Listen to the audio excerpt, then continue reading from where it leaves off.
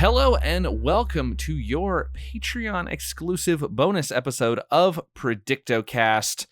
As we talked about last month, we're going to do things a little bit differently on the Patreon movie going forward, where we're just going to chat about a movie. It can be something we've seen, it can be something we haven't seen, and we're going to be changing things when January rolls around on how these bonus movies are selected, so stay tuned for information on that. But we are doing something very different for this episode of the Patreon exclusive episode. I'm Josh, and with me as always is Skinner, and I think he hates me right now because of what I made him do. Yeah, pretty much. It's at the point now, whenever we stop doing a podcast about movies, I may never watch a movie for 10 years. I hate movies now. I do not like them. So I dropped a little hint on the Hot Diggity Dog episode last week, which if you haven't heard it, you should. Skinner's wife Jody joined us. It was a filthy time. We had a blast talking about Lady and the Tramp, but I said that you would enjoy this bonus episode if you were a longtime Hot Diggity Dog fan, because we are closing out 2019. We are closing out the decade with the movie that has evaded us on Hot Diggity Dog for a long time. And I thought, what better way to close out the first year of our Patreon than by discussing the one that got away every single month, Karate Dog. We are talking about the Karate Dog on this episode. Finally. We're finally doing it. Finally, I don't have it in front of me. I now have it behind me, which is, I don't know what it's doing back there. It's probably going to cause some sort of mischief. Yes, definitely. Yeah, it's done. I've watched it. It's done. It can be retired from our list. We will never have to look at it again. But we actually had a Patreon supporter select this for us a while back. Jessica Lynch Jonley. She had given us a list of movies a couple months ago when she was randomly selected. And this happened to be on her list, and I was like, well, that's a Hot Diggity Dog thing. We'll definitely talk about it if it ever pops up there. But then I thought, it's just gotten away from us every single time we've selected an episode. And we made that joke that we would never watch it, and then her name popped up as the person for this month, and I was like, we have to do Karate Dog. Like, that just has to happen. And it is happening. It's happening. So let's sit down, grab a nice tall drink of Lot 99 and just really settle into, is it called Karate Dog or The Karate Dog? It is The Karate Dog. This is a prestigious film. Got to put that article at the front. Yeah, there's a lot of people attached to this movie, which you wouldn't think. It was an ABC family movie. I know it's a prestigious channel. Was it? Yes, it was. That's why they have such big names for 2004, such as Chevy Chase, your favorite Jon Voight. I love Jon Voight in this movie. He is a piece of shit in real life, but man, I feel like he has given it his all in this role as the bad guy. For no reason at all either. We got Dirt Nasty himself, Simon Rex. No, is that who is that? Wait, Simon Rex. Wait, Simon Rex is Peter Fowler. Simon Rex, his rap name is Dirt Nasty. What is that from? That's his rap name. No, Dirt Nasty. That's from a movie role. No, right? Rex entered the music industry in 2005 after becoming friends and discovering Mickey Avalon. He adopted his alter ego Dirt Nasty and formed the rap group Dyslexic Speedreaders with Avalon and Andre Legacy. God, I thought Rex both produced and featured the group's hit song "My Dick." I thought that was like a joke character because in Scary Movie 3 he's kind of like a weird rap guy, and I couldn't remember if that was from that, but I did not realize that was real.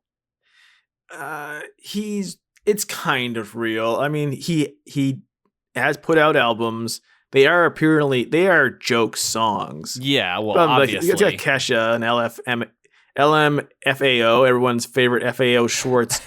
Everyone's favorite band. uncle-nephew music duo. Warren G's. He had to regulate with them. Okay, yeah, so that's this terrible. Dirt Nasty in his karate. Literally, like 1 year later, he adopted a rap persona after doing this movie. Oh, that's terrible. And Jamie Presley, who has a real career. Yeah, I was trying to figure out where this was in that time. So this is 2004, I think, or 2005, 2004, 5. It says 2005, but it says it aired in 2006. So take that as you will. I can't remember. Was she on My Name Is Earl at this point, or was that already passed? Let's see. My Name Is Earl, which everyone remembers and loves, would have been. It ran for like 7 seasons, man. That was a popular show. She started that right after this, 2005 through 2009. Oh, okay. So there you go. So she was about to hit it big. I mean, she was on 3 episodes of Mortal Kombat Conquest, but she was also in some softcore porn, like I think it's Poison Ivy. I think she's in one of the Poison Ivy movies. Yeah, lots of people have been in the Poison Ivy movies, but true. She's in Mom now. Got a career. I was in a Poison Ivy movie. I think we don't talk about it. Well, I mean, when you put them on glass, it got everybody hot. The oddest casting to me in this whole thing is the fact that, we'll get into it, Detective Peter Fowler, Simon Rex, has a supercomputer. Oh, yes. I wanted to talk about this. Voiced by Lori Petty, Tank Girl. A leaver of their own, Lori Petty. What is she doing this voice for? Why is... I'm mad. I feel like she's in this. Yeah, I feel like Lori Petty is a interesting character. I don't know anything about her personally, but she always does like really interesting kind of idiosyncratic roles. Like I'm thinking most recently of her role in this was a couple of years ago, but her role in Orange Is the New Black. She was a very like kind of strange character in that one. But yeah, her voicing this computer is so bizarre. Because A, why does he have a supercomputer? Why does anything happen in this movie is fine. But B, just get someone's niece to voice it. I mean, it's a pretty stacked cast for 2004, 2005. Like you've got Ron Lester, as Jon Voight's son. He's lost a lot of weight now, but he was the bigger football player in Varsity Blues. You've got Nicolette Sheridan from Desperate Housewives as the voice of a cat who flirts with Chevy Chase. That's an odd choice. It's a very odd choice.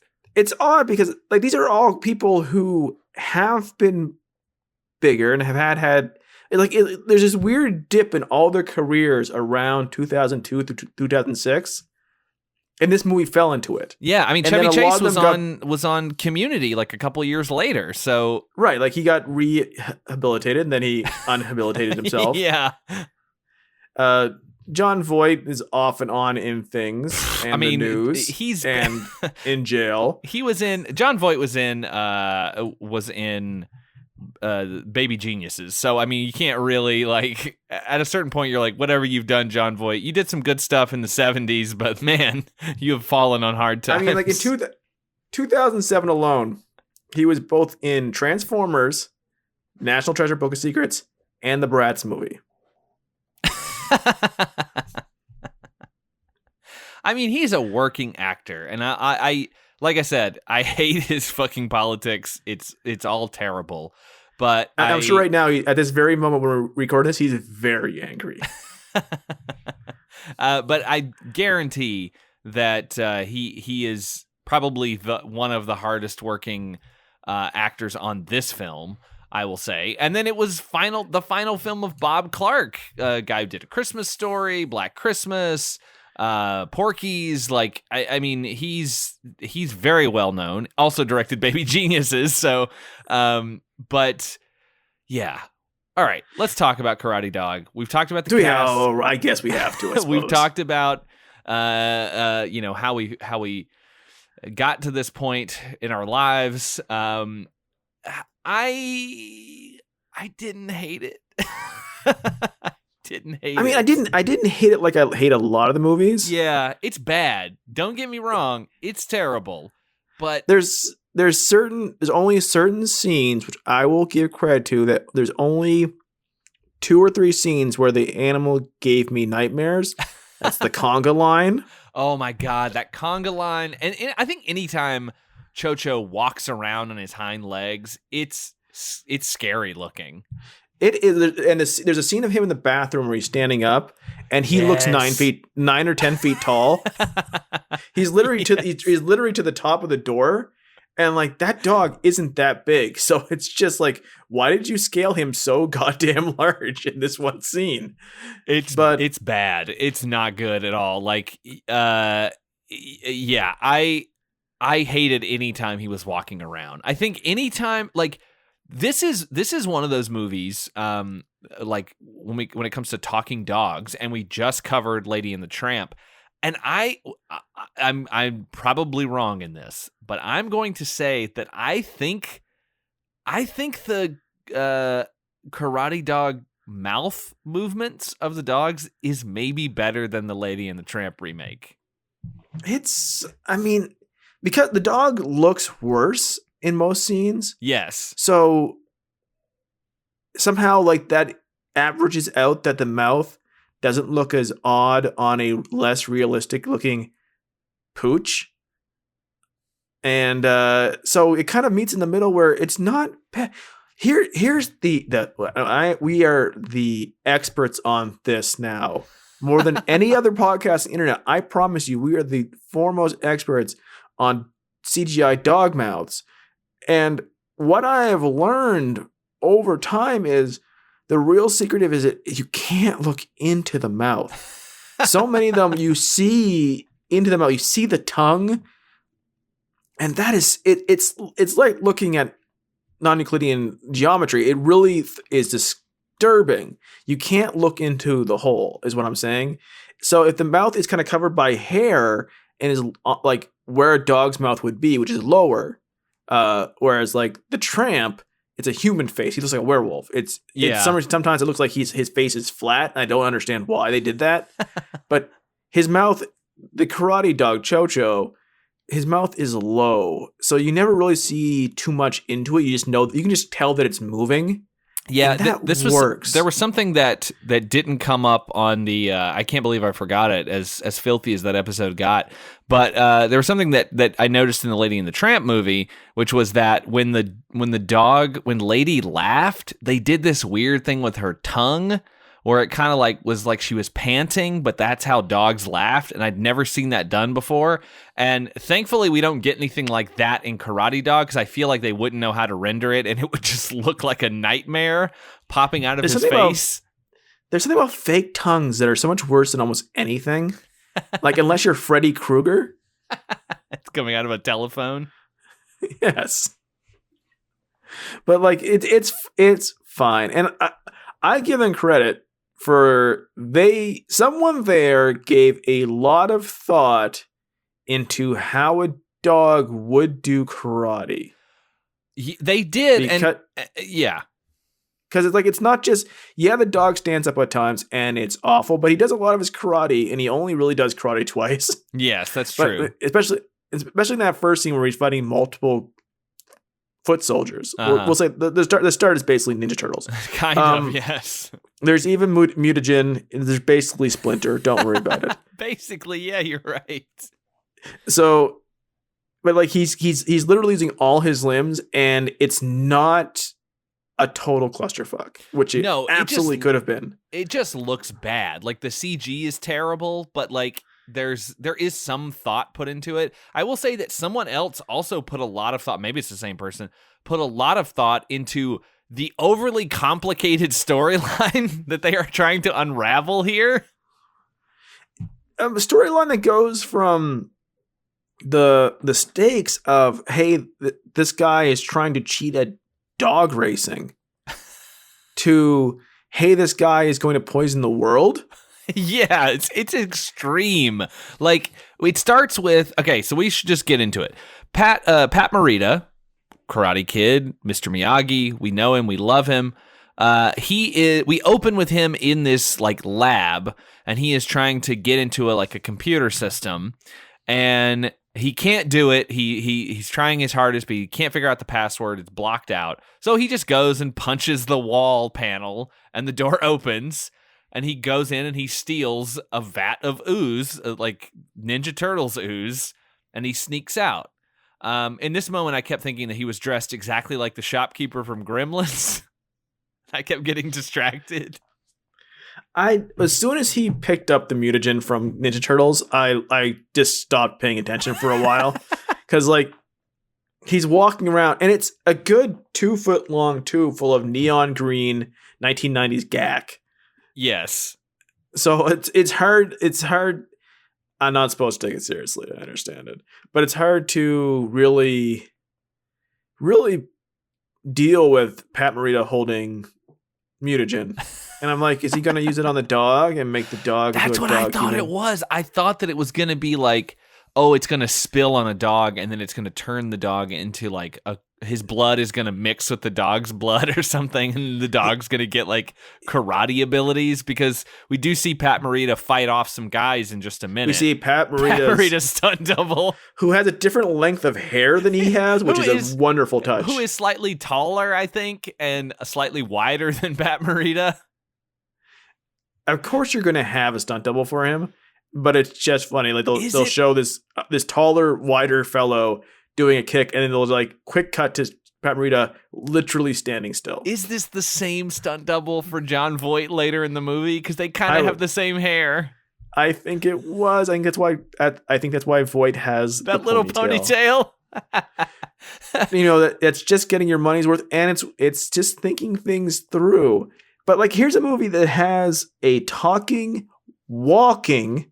It's very important. The dog likes to walk on its back feet, as we told to not do it. Karate dog, very smart dog, smarter than any human in the movie. He's really the inciting incident of the whole movie. And you have science and ooze and all this incredibly complex storyline that we're going to unfold about enhancing dogs and everything. He has no backstory. He can just talk because dogs can talk if they want. Well, that's all it is. Yeah, he tells Simon Rex cop, whatever his name is, Fowler. He tells him later that basically his master just willed it so. He like taught him like Zen stuff, and that helped the dog learn how to talk and sing. But apparently all of the dogs can talk later because everybody can hear them at the end of the movie. So yeah, it's just like Toy Story. They're just not doing it in front of the humans. And like, you have this thing in the movie where you say like, oh, the dogs took this. They were experimented on and they became kind of a dog-human hybrid or something, or enhanced dogs. No, that's not what happened. Mr. Miyagi just taught this dog how to do karate and to talk. That's all it is. Like, he sat down like, you know what I'm going to do with my life now that I'm in my twilight years. I'm going to take this dog I own that will live no longer than 13 years, and I'm going to teach it to talk and do karate. Just in case. I mean, that's what I'm going to do when I get old. I'm going to get a dog and I'm going to teach it to talk. Just have to will it into being. I'm going to learn all the Zen tricks that I need to teach a dog to talk. Just the promise and the thought, the effort. And then I'll be a big YouTube star. So he goes home with this big ooze thing and he puts it inside a vase to hide it. And I was like, oh, okay. So he's going to hide it. He's going to get killed. And then they're going to find it and try to figure out what it is. No, that is not what happens. These guys break in to his house. This is after we learn that Cho-Cho can talk. Mr. Miyagi insists, I'm going to just call him that. He insists that Cho-Cho only uses his words for truth. So only talk to people who are seeking the truth. Don't expose himself to people who would try to use it for their own gain. Like he's trying to teach him to like, use his words wisely, basically. He's listened to too many podcasts, and he's like, people talk way too fucking much. Words are precious. Shut the fuck up. So some guys break into his house, and I think right before this, he's setting up that his doesn't he set up Jon Voight's character? Because he says he gets a letter from his brother with a photo of like his master or something, or his favorite student, I guess. I don't know. It doesn't matter ultimately. I mean, Jon Voight's in this movie, so he's the bad guy. Surprise. But some guys break into his house, and he hears the noise, and he goes downstairs, and he hides, or he closes the door so Cho-Cho can't be found. And he goes down into the room, and he immediately takes the ooze out of the vase, like reveals its hiding place, and is immediately caught by the bad guys. The bad guys need to get it back. That was important for the movie. But it was such a pointless thing. Like, why even have it? Why have it if you're just immediately going to get it taken away again? I have no idea. Like, why did he destroy it? Yeah, or I guess he needed flush it down a toilet. He needed it for evidence. But for like, what? It didn't help him any. I mean, I can just imagine a movie where they don't take the sample back. The cops find it. He's able to use Collar to do some testing on it. They're finding out there's all these weird things in it, but they don't know like what it is or where it came from. And they're trying to like figure it out. And that's how they end up at the biomedical place. And then like, that's what puts the bad guys on their tail. Like there's a way to make this work, but they just kind of are like, fuck that. Who cares? Oh, fuck that. We have this dog that does karate. Let's get going. And we have the main bad guy who has this weird porcelain mask on, which is only in this scene. We never see it again. It's not important. He has like a weird voice changer thing that he has to hold his neck when he talks, but it's only there for us, the audience, to wonder who it is, and for us to have a red herring later on in the movie, like that we think it's one guy, but in fact it turns out to be someone else. I just didn't care. It's just a pointless thing. Like if we had seen this guy in the mask multiple times doing stuff like hounding our heroes, pun intended, or like, committing a crime or something that they stumble upon, that would be like, oh, okay, we need to figure out who the guy in the mask is. But we see him one time, and it's such a pointless thing that when they think that it is they think later it's Jon Voight's assistant, and they're like, oh, it must be him. And then it turns out it isn't him. And you're like, well, who else could it be? Oh, yeah, of course, it's fucking Jon Voight. Great. Like, it's not even a cool mask. No. It just looks like a porcelain doll that has been cut in half and put on his face. They fight. Pat Morita fights the bad guys. There's a whole thing. There's like the bad guy does this like spinning air kick, like Street Fighter move, that knocks out Pat Morita.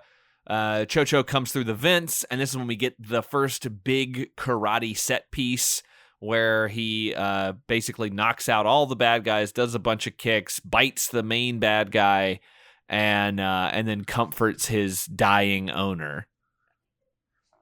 We finally have a scene before we lost Pat Morita as a society.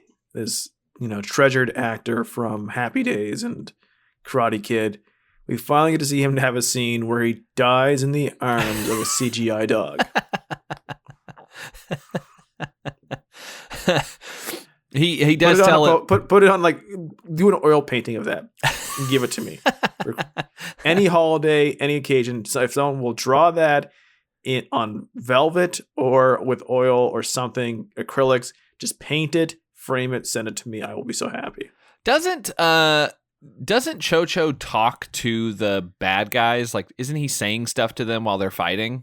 Yeah, absolutely he is. So as Pat Morita is dying, he's like, speak only to those who seek the truth, protect all the other dogs, like, but he's already talking. And he also calls 911 to report the murder. He's talking truth to 911. You should tell them they're a joke. And this is when we finally meet Simon Rex, Detective Fowler, who is a tech cop. I don't understand why he is there. Is he just like part of the crime scene team, or is Everyone he an treats him actual like detective? Everyone treats him like he's a joke. Yes. And he has a supercomputer in his house and a big metal door. Yeah. Oh, he has like a bank vault door. I was wondering what the deal was with that. He also has gumball machines, which fuck off 2004. Doesn't he live in like a boatyard or something? Something. It's quirky, but like he's one of those cops that other cops don't appreciate. Like he's not a tech cop in like the Runaway sort of way. Oh man, if only Simon Rex was played by Tom Selleck. And then like when he's booting up Collar, and we'll get to Collar in a second. When That's he's booting got it up, two he's like, meanings. it does, doesn't it?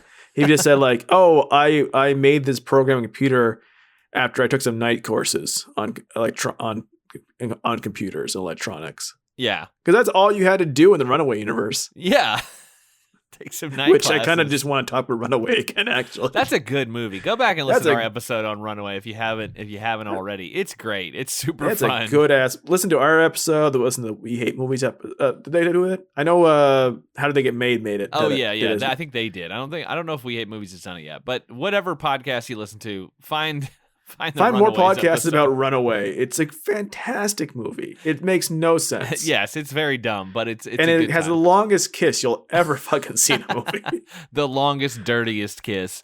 So Simon Rex shows up. He bumps into Jamie Presley's character Ashley, who is a police officer as well. They have this little flirty conversation.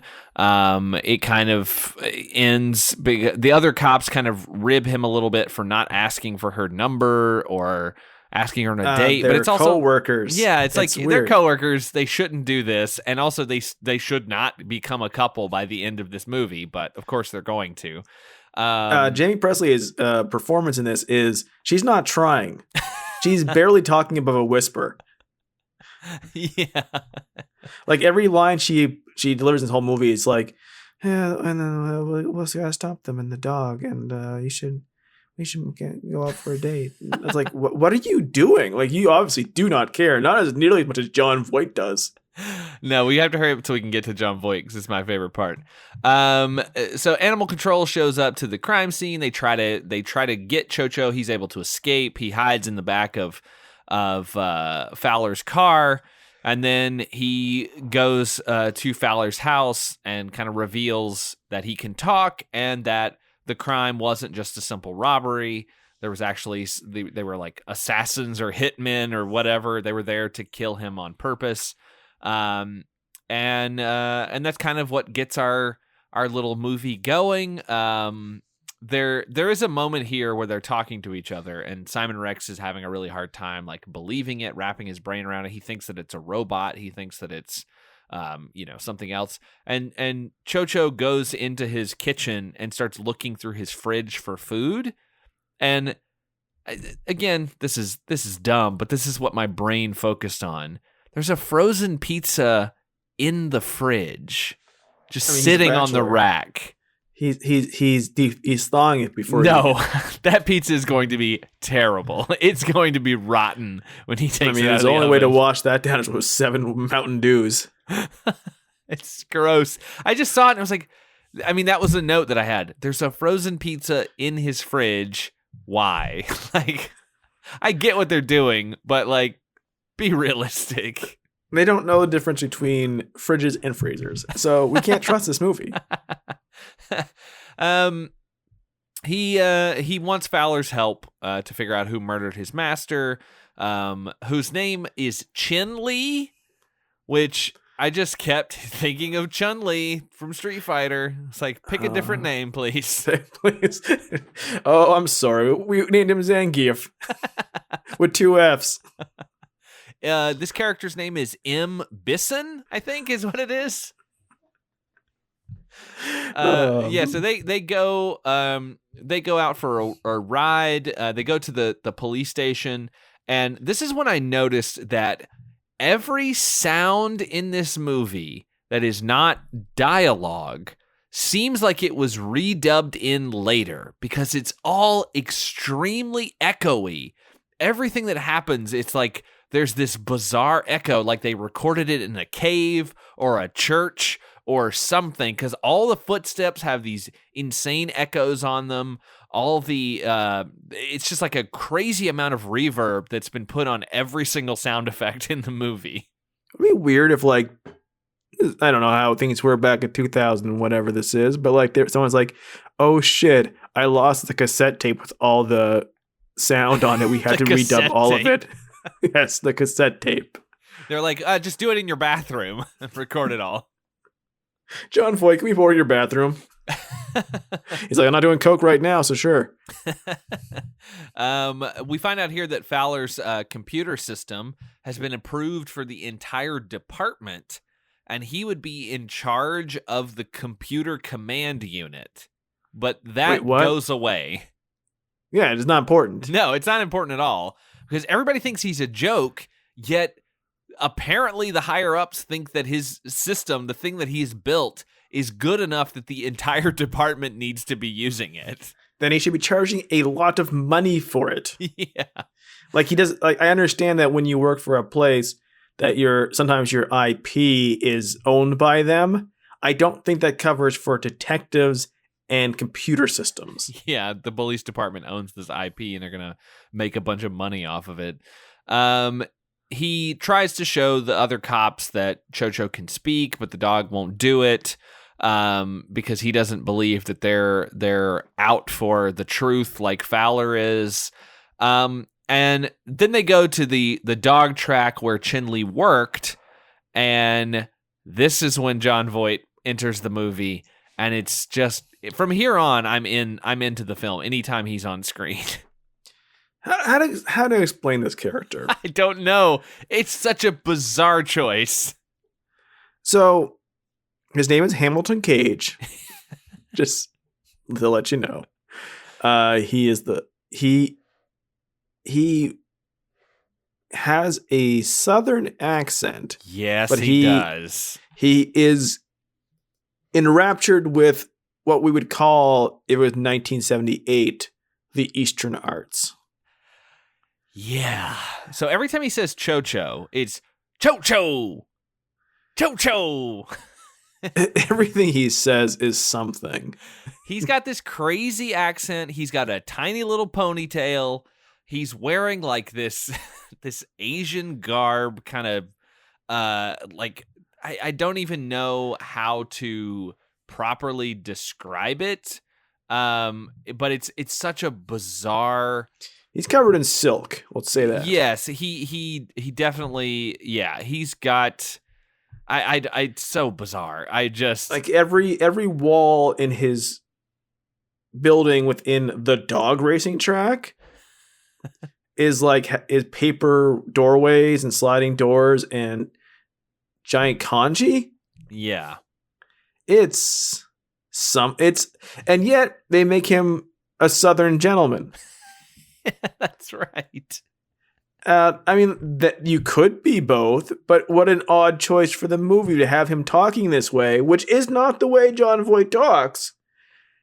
And his eyes are bugging out. And he is as excited to do anything as any 4-year-old is to eat chocolate.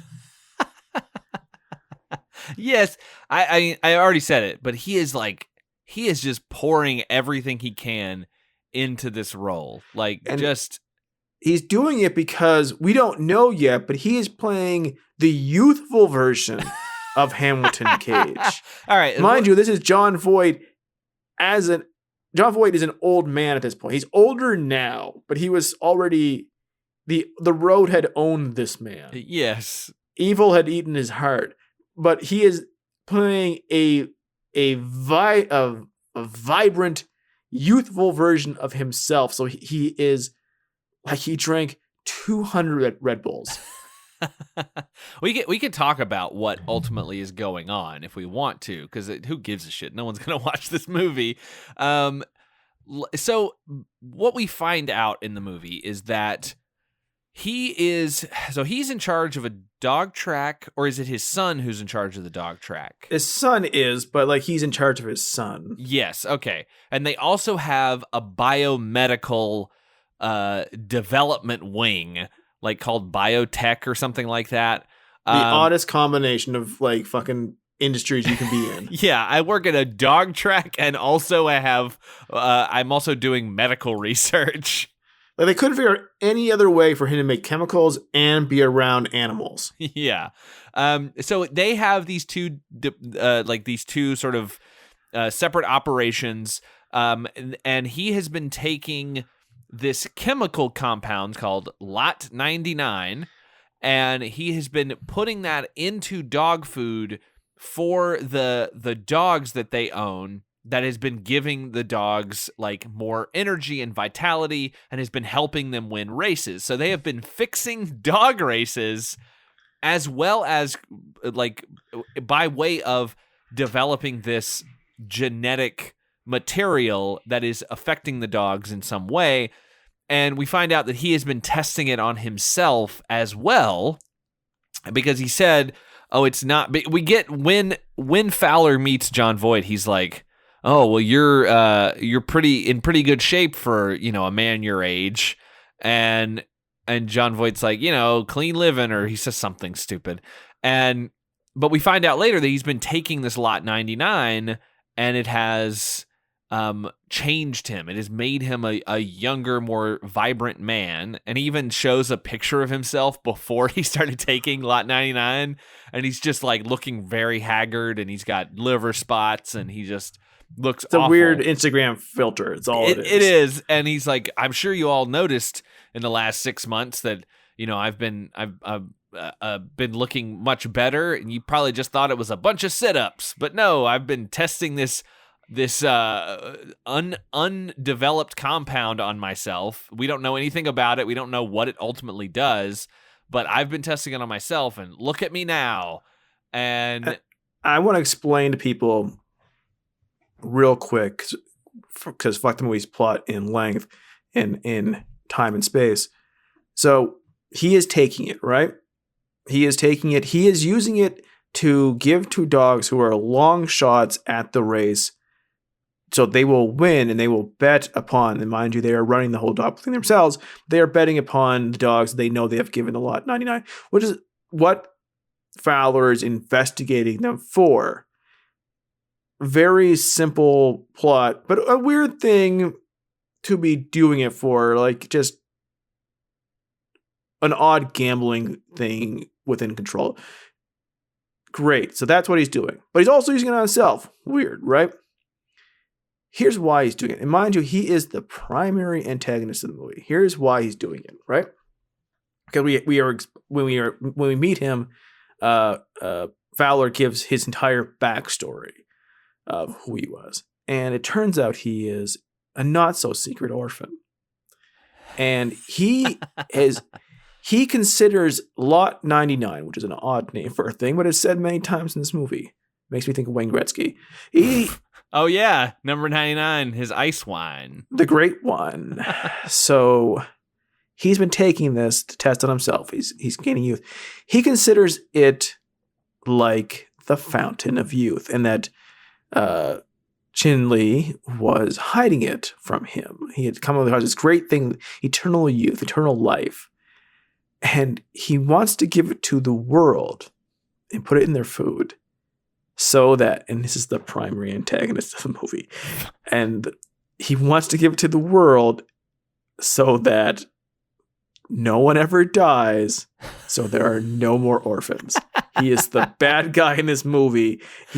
His primary objective is to make sure there are never any more orphans anymore, and we have to stop him. Yeah, he wants to put an end to orphans. He wants to make sure no one's parents ever die again, and we need a dog to beat him up with karate. I want to make orphans go extinct. What? Yeah, it's a bizarre motivation for this character. Like, yes, he killed a guy. It's still not totally clear why. Like, I guess he had to kill Chin Lee because Chin Lee was going to go to the authorities and try to stop him. If Chin Lee had just said, wait, I have kids, would he have stopped? Or like, oh, no, Chocho's like a son to me. So I guess they do know each other because they're both karate masters. There is one of my favorite things with Jon Voight is there is a moment where we see, like, through the film, like when you meet him, he seems very like in control and very like restrained, and we see him kind of doing some karate with one of his associates later, and he's like breaking boards and stuff. But as the movie goes on, he gets like more and more haggard, and we realize that, oh, it's the lot 99 is impacting him, and he starts getting like weird sores and stuff on his face. But there's this moment where he's out and he's loading dogs into the little paddock things at on the racetrack, and he's calling out their names, and his son comes up and he's like, hey, what's going on? Or he's talking about something that happened with Fowler and Chocho, and the 8th dog is Jon Voight. He loads himself into the paddock, and they shoot the gun, and Jon Voight takes off like and beats the dogs in this race. It's the stupidest thing. Craziest, dumbest thing you have ever seen. and Jon Voight is having a ball doing this. Oh, yes. He is smiling ear to ear. He's supposed to be the bad guy doing something. Like, he's supposed to be going crazy because of the thing. But, like, there's no sinisterness to him at all at this point. No. He is just so happy to be Hamilton Cage, and he is so excited to race these dogs on his 2 human legs. To the point where he's like looking behind himself going, come on, dogs, chase me. By the way, he has a Southern accent. I thought at this point, maybe he's going to turn into a dog because that's what I was hoping. Oh my God, that is exactly what I was hoping. There was, because some like odd thoughts at this point. I couldn't figure out if like maybe he wasn't supposed to be bad. Mind you, he just doesn't want orphans in the world.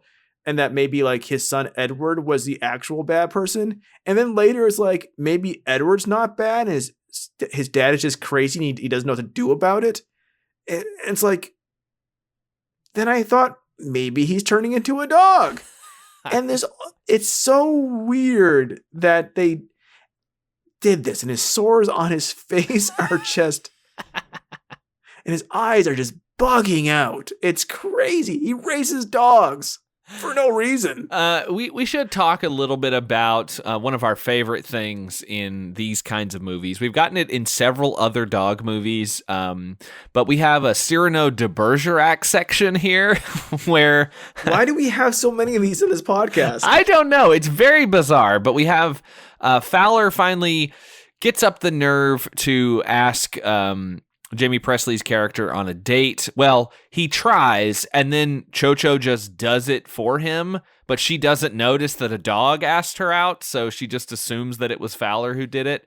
And they go on a date, and Fowler doesn't know what to do, so he has an earpiece in, where he is conspicuously turned away from her the whole time, like so that she doesn't see it. And he's getting information, or he's getting things to say from Chocho, who is, we haven't really talked about Chevy Chase much, but he's just doing his typical Chevy Chase kind of smug thing as this dog, which sort of works. But then we get this bizarre, like, cat hate speech coming out of Chocho. I didn't appreciate this. He spots a cat, and then he just starts laying into how cats are good for nothing and they don't respect their owners and they're terrible, and like and then of course Fowler starts repeating all of this. Knowing what Chevy Chase will be known for doing on set, Community later, like to watch him just slowly morph into a speech about stereotypes and hate of something different than him, it was uncomfortable. Yeah, you know what? Weird thing that we've got. We just did Lady and the Tramp, which had 2 community cast members in it. This has got a community cast member in it, and it's also got 2 like shitty old men in this movie. We've got Chevy Chase and Jon Voight. 2 people who really, if they weren't shitty, would be hitting their twilight ages, revered as legends and beloved by all. Yes. Like literally, like no one would be bigger in comedy than Chevy Chase. No, almost nobody would be bigger in acting like at this age than Jon Voight. Everyone would be like, "Oh, please be in my movie. You've been in everything. What a work." But they can't help themselves but be dicks. Like Chevy Chase has had every chance. Yes. Every chance. Like everyone, every like generation comes up and like, "Oh man, I loved Chevy Chase when I was a kid. I can't wait to work with them." And he turns them every time. Yeah. He can't. And then like you read interviews with him and he doesn't he knows he's a dick, but doesn't really know he's a dick. Yeah. So here is the dog that should be voiced by someone much younger, considering it's a karate fighting dog. Yeah, he's kind of doing his own thing. He says something where he inadvertently calls Ashley a dog because, of course, the dog is saying something. The dog is trying to help Fowler seduce this woman, which is very strange on multiple levels. I'm tired of this month of interspecies attempts to get the other something laid. I mean, yeah, we did because we had it with JTT when he was trying to fuck that car too. He was. Cars are species, right? I guess so. Turbo teens are. Look at the movie Cars. Those things have to fuck somehow. That's true. And she kind of storms off, and he calls attention to the fact that they're doing a Cyrano de Bergerac by calling Chocho Cyrano de Bonehead. That sucks. That's a terrible joke. I don't like it. It's very bad. And he catches up with Ashley, and he gives her he finally speaks from the heart, and he gives her this speech about, basically it equates to, "You look hot in your cop uniform." And she's like, "Cool, let's go fuck." They have like a makeout session late in the movie that is really open mouth for an ABC Family movie. That's why I was very surprised that this was an ABC Family movie, because it doesn't feel like it. Like we get a joke later where he says to one of the other dogs, like, "Oh, that dog's underage," and then the dog is like, "Oh, I'm 18 next month," or something, and it's like, what the fuck is this? Well, when we haven't talked about it yet because it's not plot important, but at some point, Fowler goes home and Chocho's invited all the dogs over for a party.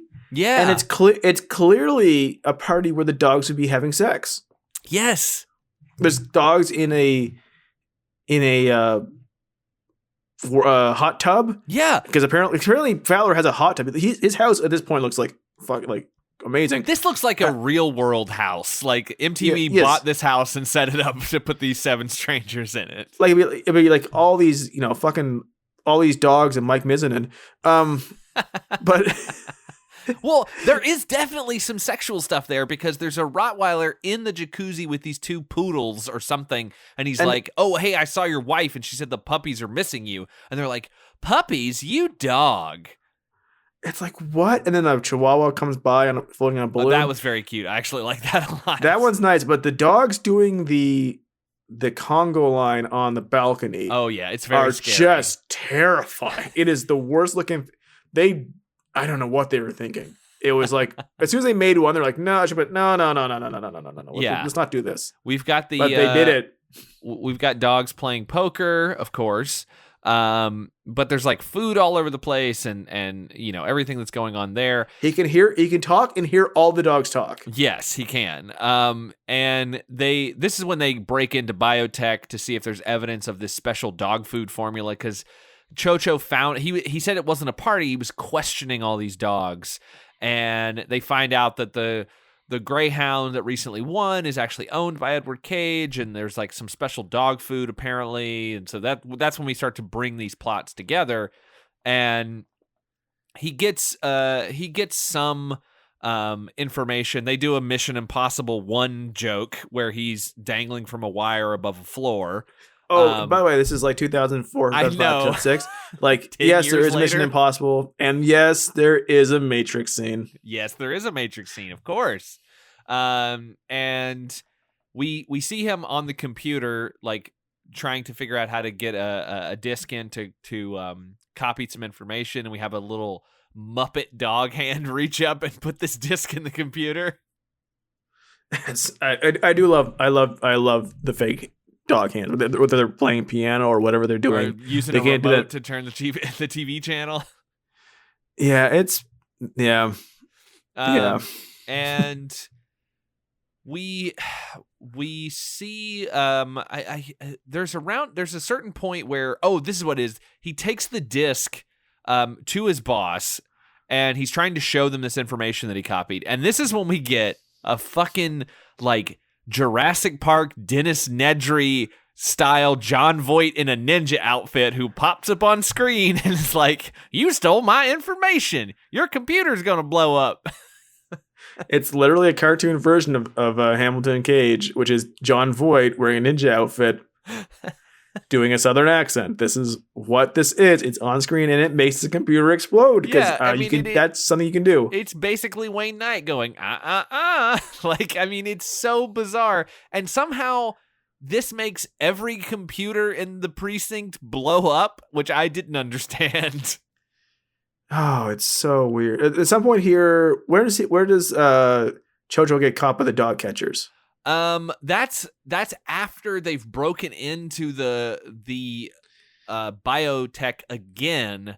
Oh yeah, they break in twice in Yes. like out of 4 scenes, which is an odd choice. Yeah, they decide to break into the lab to get a sample of Lot 99, which they would have already had if Chin Lee hadn't taken the sample out of its hiding place at the beginning of the movie. They would have already had this thing.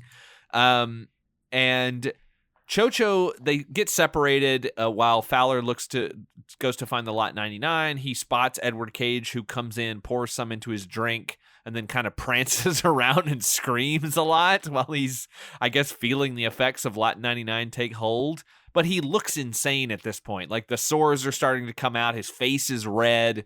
Like, he looks like a madman. He goes out there and it's like like he starts like just losing his mind and he goes and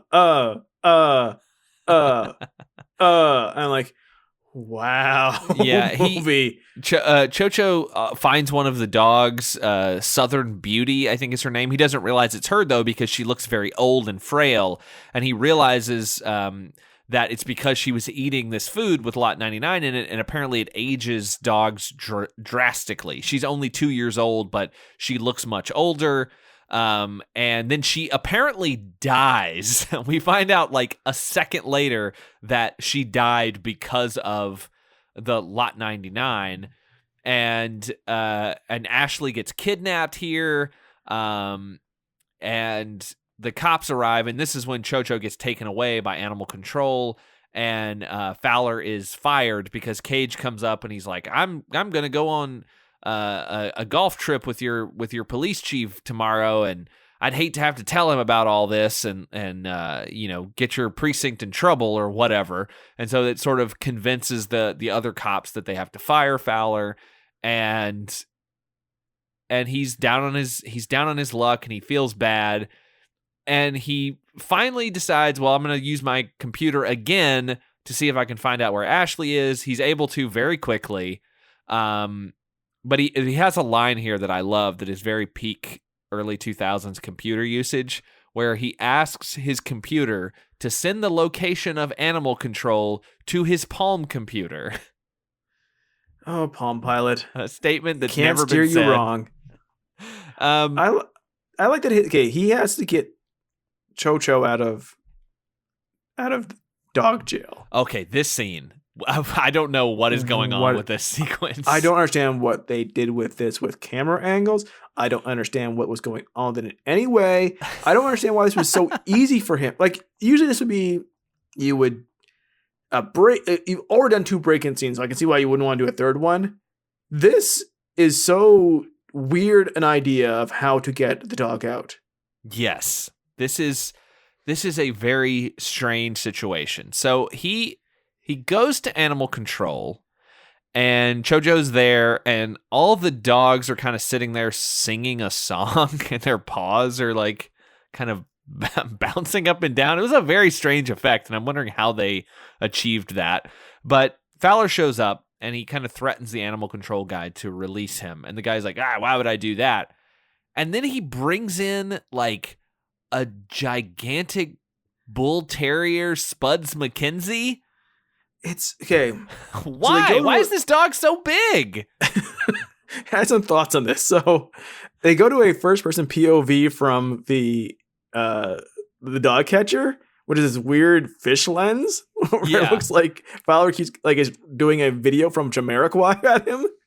And I don't understand why they chose this, because the rest of the movie is never shot like this. No. And then the dog they bring this giant dog in, this giant white Spuds McKenzie pit bull thing. And there's a shot where I'm pretty sure it's a composite shot because the dog isn't actually in the room with. Yes, but it looks like a fucking direwolf from Game of Thrones. It's the size of a dinosaur. It is the size of a dinosaur. It is so big. And he's supposed to be threatened by it, so he's kind of backing off. The dog is just happy, but it's gigantic. It doesn't make any sense. I don't know what this is. I don't know where this dog came from. We didn't see it like at the party. If there had been this massive dog walking around, like this dog is like 5 feet tall. If it had been walking around the party, that would have been a thing. We would have been like, oh shit. But he's just and mind you, Chocho in one scene, Chocho standing up is as big as the ceiling. Yeah, very true. But this dog is much bigger. He has not been in the movie. He basically Fowler just walks into the dog pound and says, I want my dog back. And he's like, no. He's like, okay, here's this other dog that I happen to have. You won't give me back Karate Dog? Well, here's Wrestler Dog. This dog, who's clearly on steroids, it's half horse, walks in. Yeah. It's like you guys had no idea how to write yourself out of this. Oh fuck! What if Fowler went and he gave some of the Lot 99 to this dog? He made it really big, and then the dog just drops dead. It's so big. Its heart explodes. This scene is so like there's no like byplay. Like there's Cat that is kind of fighting wordplay with Chocho. Like maybe like you would think like he'd come in or he'd sneak in and Chocho would have an uprising of all the animals, like, or outsmart. No, Fowler just walks in and says, I want my dog back. It's like, no. He's like, okay, here's this dog you haven't heard of, and it's a bear. And it's gonna stand in front of you while I get the dogs out. And by the way, here's a fisheye lens camera while I do a rap song with P. Diddy. So they basically get all of the dogs out. They let the dogs out. It's them. They're responsible. Please let the Baja Men out of jail. It was Fowler. He did it. How come we have not seen the Baja Men in any movie we've watched yet? That is very surprising. There had to have been a dog movie with the Baja Men. If you listeners, if you know if there is a dog movie starring the Baja Men. I know this is not Hot Diggity Dog. I know this is the Predictocast bonus episode, but still, please let us know, because I would watch that. I would have to. That's all. Yeah, we have to. I mean, just tell us if it exists, because we will definitely have to watch. Even if they just have a cameo, like that had to have happened. Did Cameo ever do a cameo in a movie? I mean, they had to have done a cameo in a movie. Like just like walk in and go, word up. That definitely happened. 100% that happened. I feel better about my day now. I can't verify it for sure, but 100% that happened. So we around this time, Ashley is still tied up in the biotech building. She tries to reason with Cage's daughter, who has really no part in the movie, and his guy Wolfgang, who we're led to believe is the guy that killed Chin Lee, that the dog bit. That's obviously not true. We know this, but Wolfgang tries to attack Ashley. They have a big martial arts fight. She knocks him out. Whatever, it's fine. It's like totally not necessary as a scene. Do we even see how Ashley gets out? She just fights that guy, and then she just is there at the end of the movie. Like, it's. I wish she had her own giant dog she could just use. This is when we get to the press conference about the reveal of L99 for human usage. And Cage's son introduces him, and this is when Jon Voight does a fucking flip onto the stage. His face looks awful. He's just covered in blisters and sores. And he's like oxypad so bad. Yeah, he is stumbling around. He's losing his place in his speech. He's like, this is good. And that's kind of like, that's the sort of the extent of what he's doing. And this is the chemical that is going to be, revealed and it's going to be given out to people and potentially kill the entire planet, I guess, is the possible outcome if people start using this. But his preferred outcome is no one ever dies again. Yes. That is what he wants. That's all he wants, is no parents to ever die again. So children grow up with parents. Well, it's clearly irony here. He doesn't want anyone to die, yet he will kill everyone if they start using this stuff. Right. And also, like, his own, Jon Voight's own fatherhood. And the dogs get to biotech. They kind of flood the building. They're attacking people. They're kind of disrupting the whole thing. Not really attacking anybody, but they're just disrupting stuff. And we're kind of right at the end now. We go up to the roof of the building, and Cage and Cho-Cho start fighting. It is ludicrous. They're throwing, like, he's throwing throwing stars, watermelons, like all this junk at Cho-Cho. There's of course the Matrix joke, which you already mentioned. There's like a Superman scene where they come flying at each other fist to fist.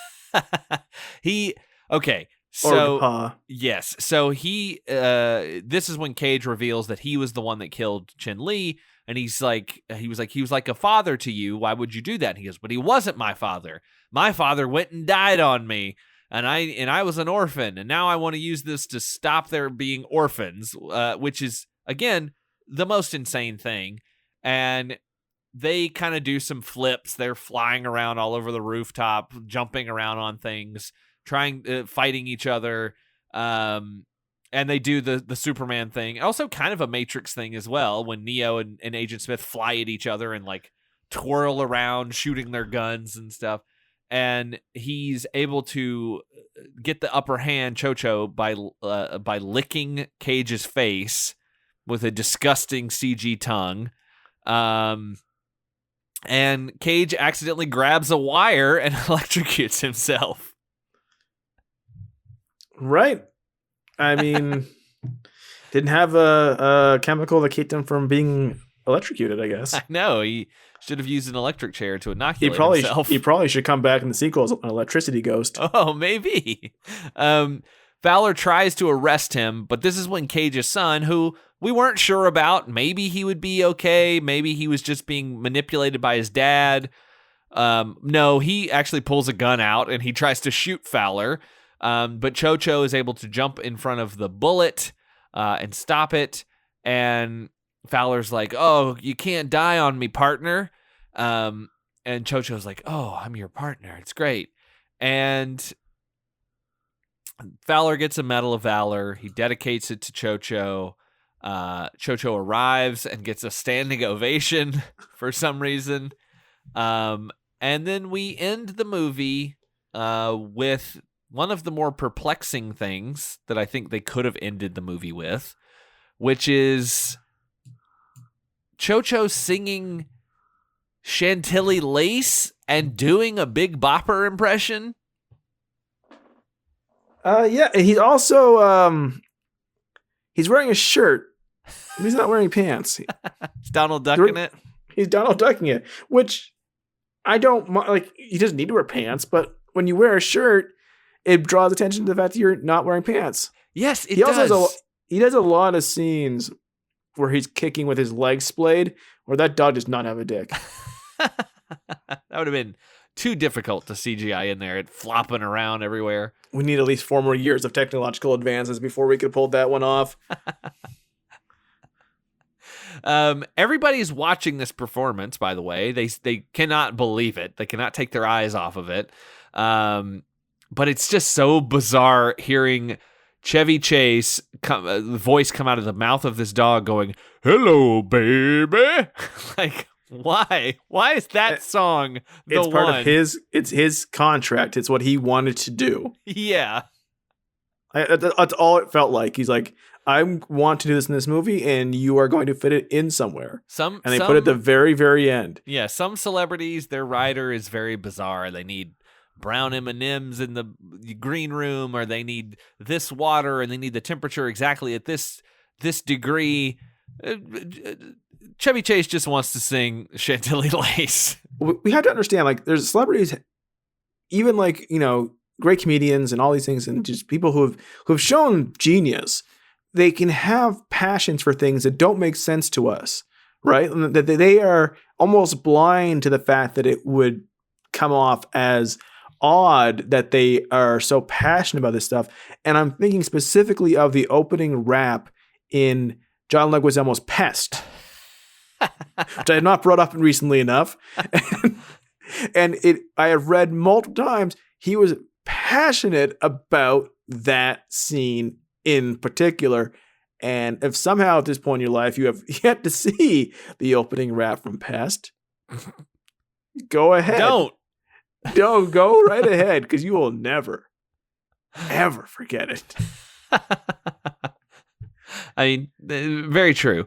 And then Fowler and Ashley, they kiss, and it's a big passionate moment in front of all of these people that they work with. Very like their coworkers know what their tongues look like now when combined, like a veal sandwich. And then the movie ends with perhaps the most bizarre thing. Now, keep in mind, we've seen a dog do karate.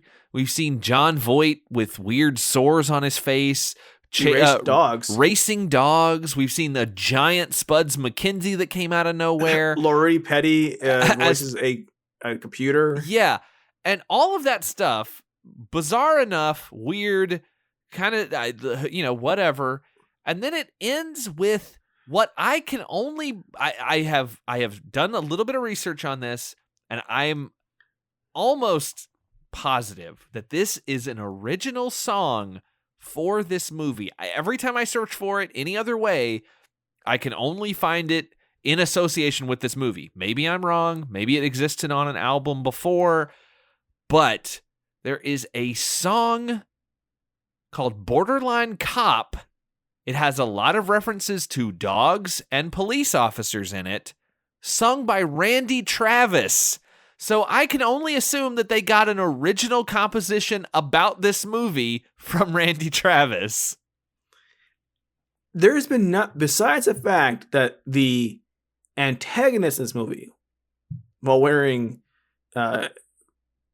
weird, like this weird mishmash of the Western concept of Asian martial arts, has a Southern accent. There's been nothing country about this movie at all. No. We, in fact, just had somebody doing a Big Bopper routine to end the movie, and then it breaks into the most country singer voice that is in existence, which is Randy Travis. He's rocking chairs, he's rocking babies, he's rocking the end of this song through the rockin' ages.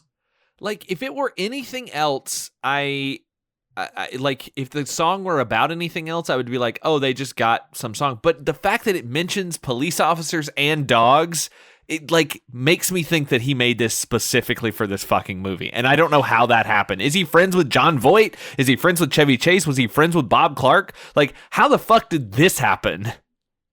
Like, did someone come to him and ask him, did he volunteer? Like, he was like walking, doing something else, and he like walked by and saw the dailies. He's like, I am inspired.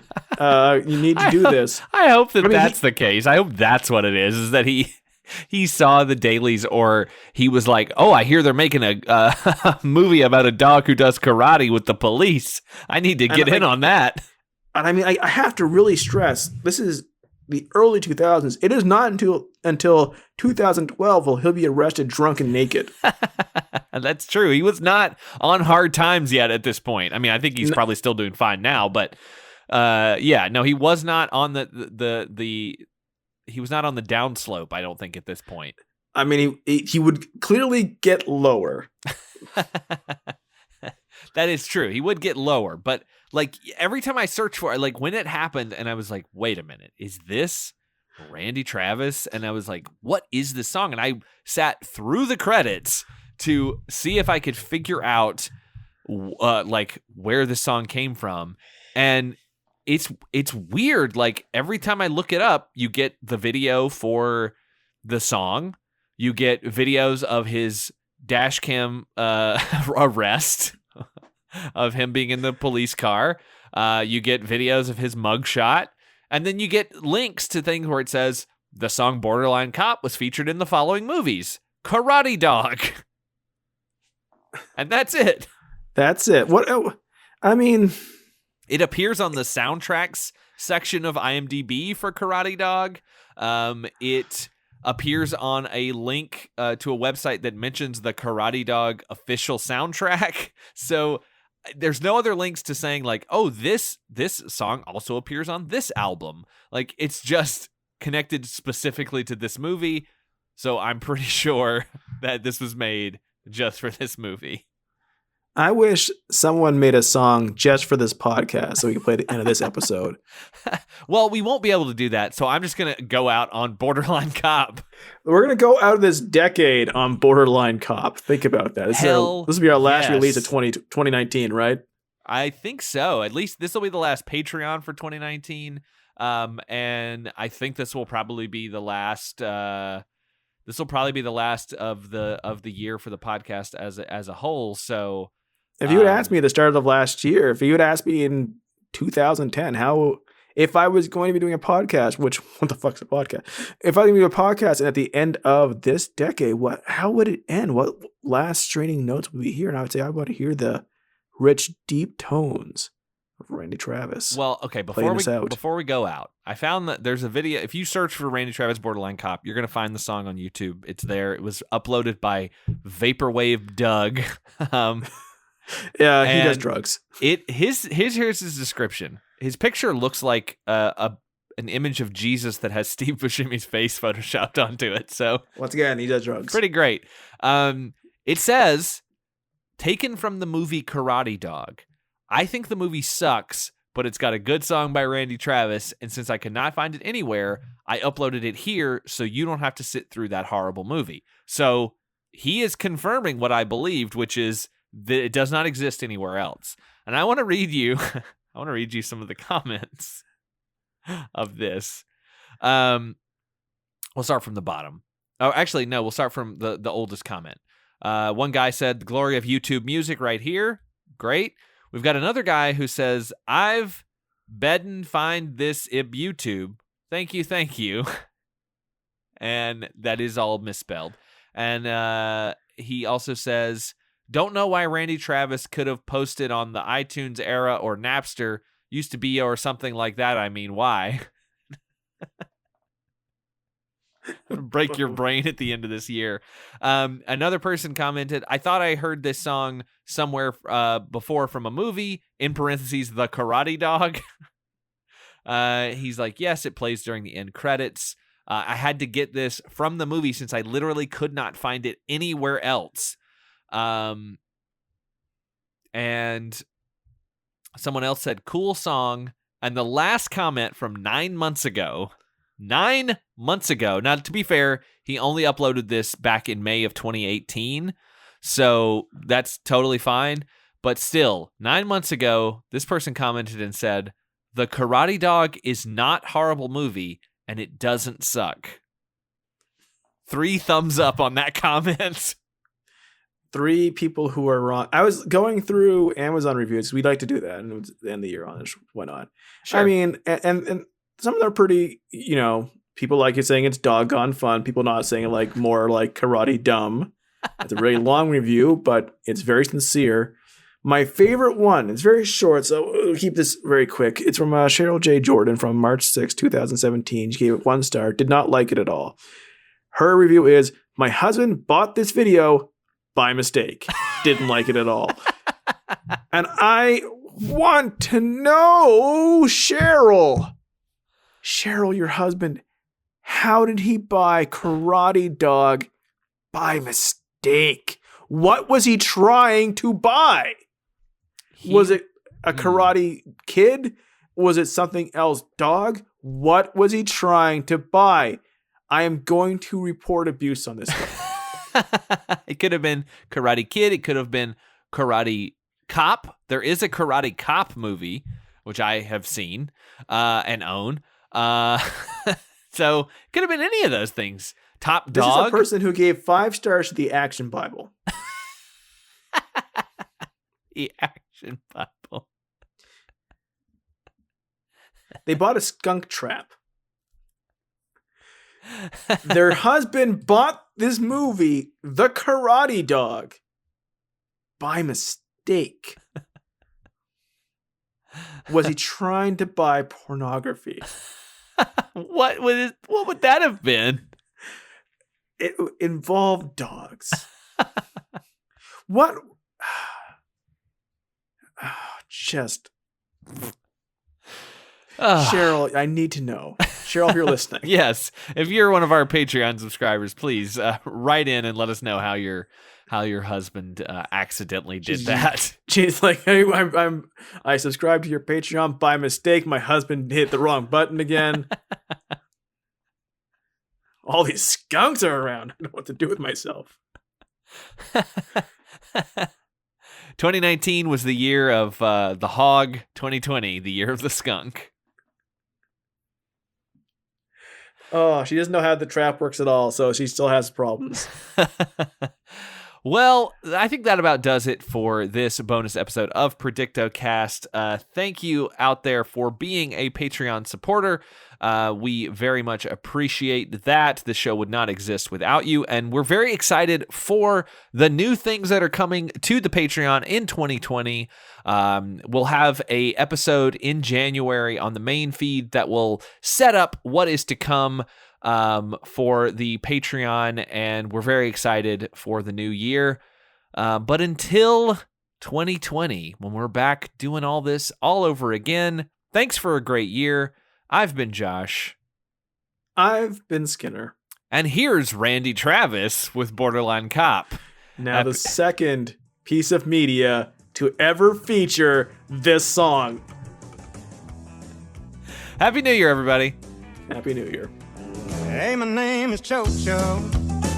Go ahead and laugh. Just be careful what you throw my way, 'cause I can dish it right back the way I see it. If variety is a spice of life, I'm a vintage wine. And on top of that, I'm a man's best friend, but don't you ever cross that line. I'll take you for who you are if you'll take me for what I am. If I can be meaner than a junkyard dog or gentle as a newborn lamb. I've been trained in the school of hard knocks. I can push, pull, run non-stop. And on my hind legs I'll do more than just beg. I'm a bona fide borderline cop. I'm the one who seeks the truth. I have from the start. I learned it ain't so much your mind, you gotta follow your heart. The way I figure, I can't dwell on yesterday, 'cause I can't change the past. I gotta look ahead and not behind. For me, life goes by fast. I'll take you for who you are if you'll take me for what I am.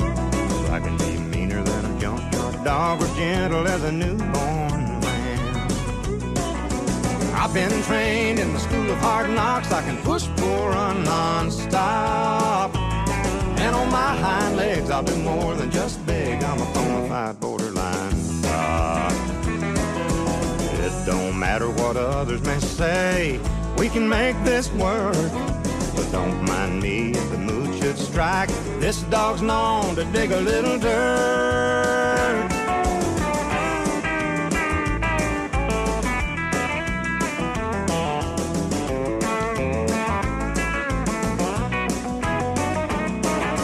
I'll take you for who you are if you'll take me for what I am. 'Cause I can be meaner than a junkyard dog or gentle as a newborn lamb. I've been trained in the school of hard knocks. I can push, pull, run non-stop. And on my hind legs I'll do more than just beg. I'm a bona fide borderline cop. On my hind legs I'll do more than just beg. I'm a bona fide borderline cop.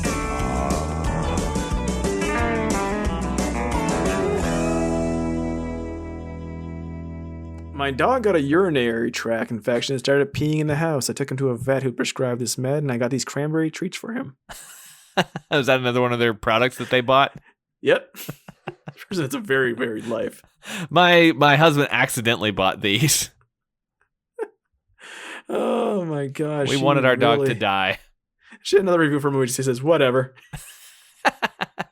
And then she bought, my favorite combined thing with it was, there's ones, she bought red label adhesive metal grinding ceramic tape. I don't know what that even is. And she literally just says 5 stars, just what my husband ordered. So was he trying to get that? That's what happened. He was trying to order that tape and he accidentally got Karate Dog. She hates Geostorm.